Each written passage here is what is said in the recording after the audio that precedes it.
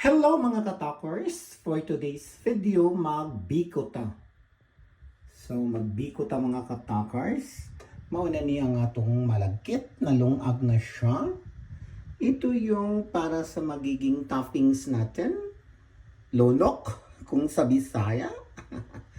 At saka ito ang ating latik para sa beku. O di ba mga katakers, multitasking ang drama ng inyong katakering. O di ba?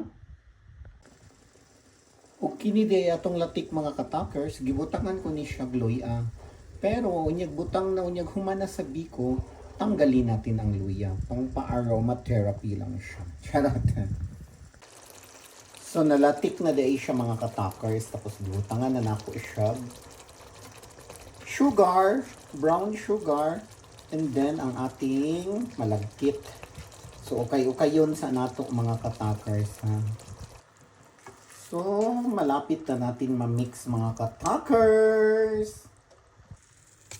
So, tapos na mga katakers, na-mix na natin siya ng husto. Na-mix na natin siya ng na-mix.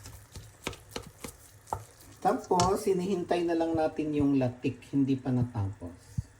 I-toppings natin dito. Pero, i-ano muna natin to siya, patagalin muna natin siya ng at least mga 20 minutes para ma-absorb yung latik sa rice.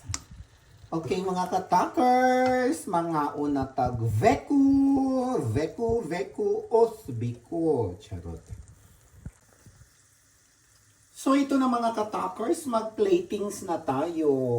Hindi pa talaga nahuman ng pang-toppings mga katakers. Pero ilagay na natin to siya sa plato kasi tapos na siya.